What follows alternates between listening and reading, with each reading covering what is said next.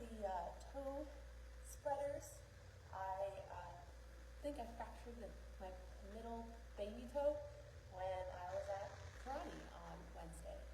I was sparring a 15-year-old gentleman. I call him a gentleman because he's taller than me. And he went to block my kick, and his elbow hit my toe, and my toe hurt really bad, and now it's purple. So luckily we're not doing toe mobility today because I'd have to use my left foot only. But with that being said, mind the toe. If I seem like I'm limping or anything, I'm okay. I promise. I'll be fine. I've had worse. Now that I waited a little bit for everyone to hop on, we're going to get into it. So what we're getting into is we're talking about mobility today, specifically about the hips. So last month we did shoulder mobility, and that went really well. We used the PVC pipe and worked on shoulder mobility so that we could wield like a Valkyrie. Now today we're doing hip mobility so that we can kick ass like a Valkyrie, because we need to be able to kick ass, right? So with that being said, I do want to reiterate a topic that I bring up a lot, and that is understanding the difference between mobility and flexibility. Now, flexibility is a passive movement through a range of motion. So a range of motion, like if I were to use my wrist, for example, if I were to move my wrist in a range of motion, it goes front, it goes back, it goes side to side, and it twists. Now, you can also do that in a circular form. Our hips, our shoulders, our back, our neck, all of our joints and ligaments and everything has a range of motion. Now, flexibility is movement that is passive through the range of motion. So that means I'm either using something external, like my hand, to bend my hand backwards, or using the ground to push my hand against. I'm not using the muscles in my hand to move my hand through the range of motion. Whereas mobility is active range of motion movement. So what that means is I'm using the muscles in my hand to move my hand versus an external source. So while flexibility is stretching, mobility is using your muscles to strengthen your range of motion through a stretch, which helps with injury prevention, as well as enhancing performance, whatever your athletic, Valkyrie, Illyrian, Viking, whatever you may be, as well as a lot of other things. That actually increases GABA, which decreases anxiety, increases vision. There's a whole bunch of benefits of mobility, but that's not what we're talking about today. I just wanted everyone to understand when I say hip mobility, I don't mean hip stretching, because it's actually something different. Now, with that being said, the stuff we're going to do today is very simple, and like the shoulder mobility one that we did in terms of wielding like a Valkyrie and having good shoulder mobility, I'm going to show you the exercises. We're not going to do the workout together. So I'm going to show you them, and then I'm going to tell you how many to do so that you can take this and do it on your own. Now, while there are a lot of really cool and fancy and more advanced hip mobility exercises that you can do, today we're going to start with the basics. We're going to start, almost everything is lying on the ground. Everything's on the ground, because a lot of people like to jump to like banded step outs or ankle weighted movements for like hip mobility. And while that is fantastic if you have the body awareness to do that, a lot of people don't understand how to only move one joint and not compensate in other areas of the body. So we're going to lie down, take the rest of the body out of it, and then just focus on the hip that we're focusing on, or just focusing on the joint that we're just focusing on. So, with that being said, when we have our hips, we have 6 ranges of motion, like our spine, like a lot of our joints. So we have flexion, we have extension, we have abduction and adduction, and then we also have external and internal rotation. Now, a lot of people tend to have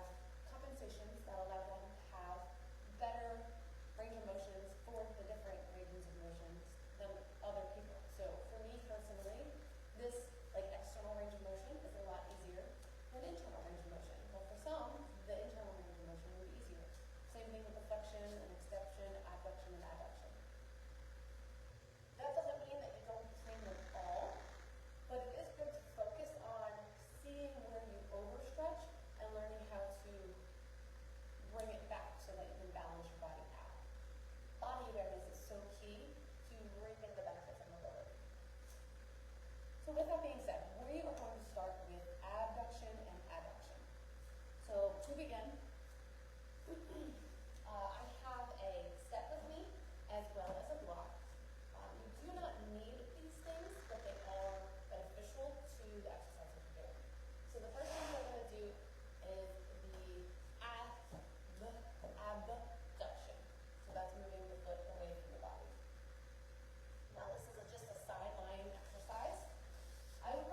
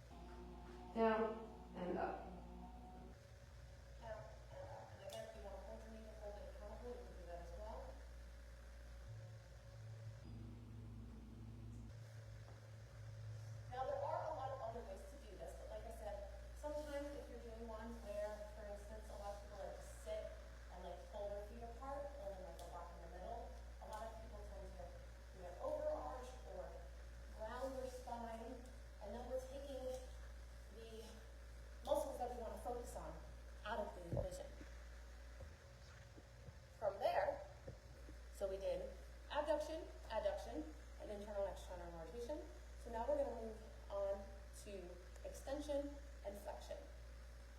So with extension and flexion,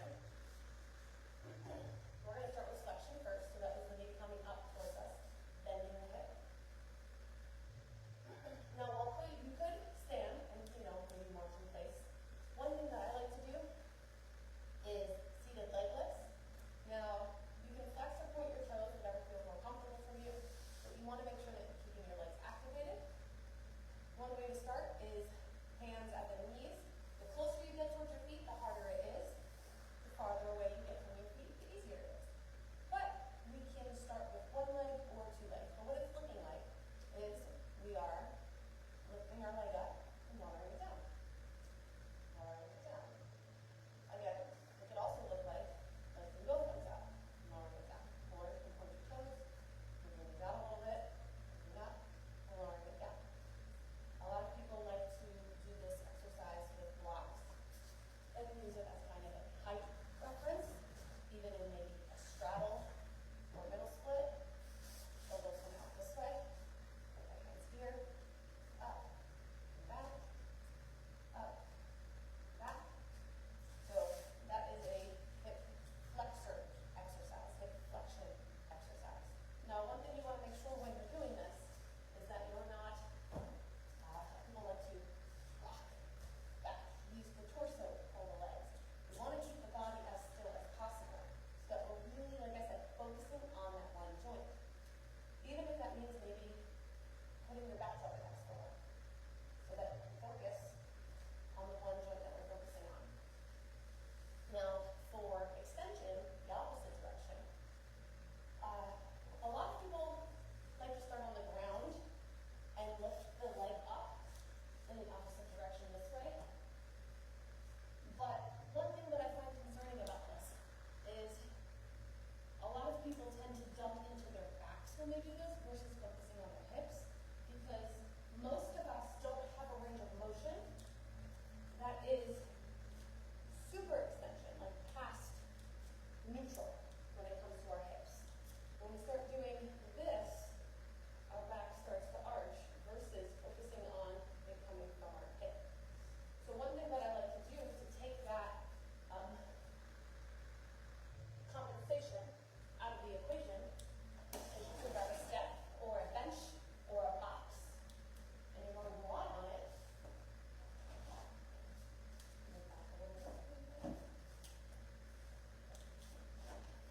And from there, you don't need the blocks on your knees, but I like to do it so that, again, I'm really focusing on my hip. And from there, you squeeze the block with your calf, and you lift the leg up towards the ceiling and lowering it down. So we're really focusing on, again, pulling into the core and then targeting the glute.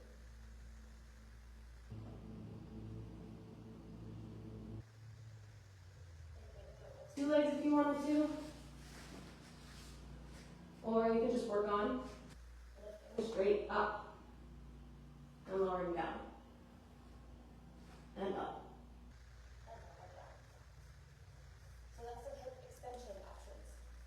Now again, I'm not saying that having a slight arch in the back, lengthening hip extension, is like bad, but we're starting at the basics. We're not going into anything too extravagant yet. I want to build a solid foundation for you guys. So with that being said, we have two more. One is they're both combinations of all of the range of motions that we just did. So the first one is another side lying position, where instead of just going in one range of motion, we go in multiple range of motions. So what you do is we're setting up that top leg. You can have the bottom leg bent, or you can have it straight depending on your preference. I like to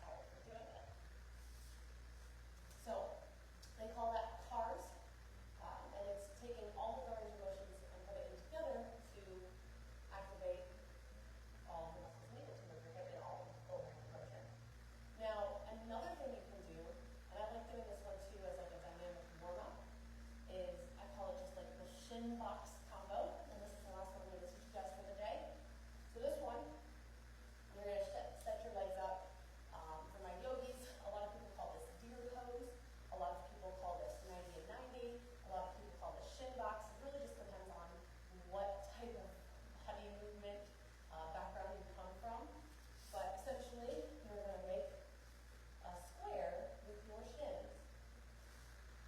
So what we're going to do here is we're going to do, right here we have a nice external rotation, so we're going to lift that up. From there we have a nice internal rotation, so we're going to continue that rotation by lifting the heel.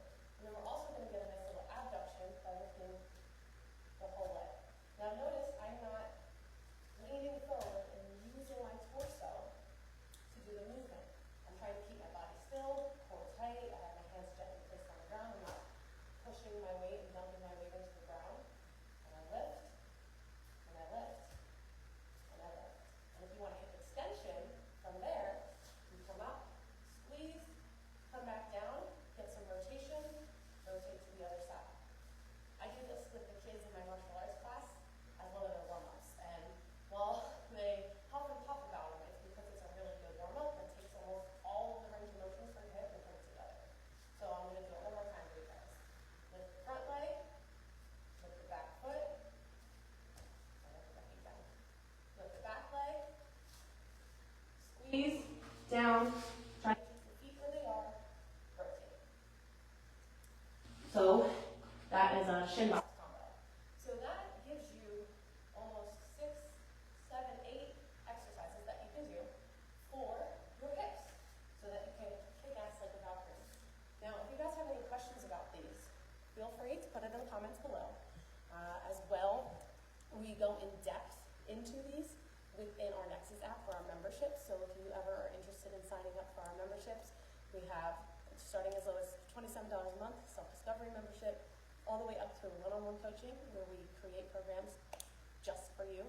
But all of them have recipes, workouts, mobility, follow-along videos, holistic health coaching guides, a chat feature where you can talk to us directly and have support, as well as a community that is really awesome, and I absolutely love the elite achievers who are within our app.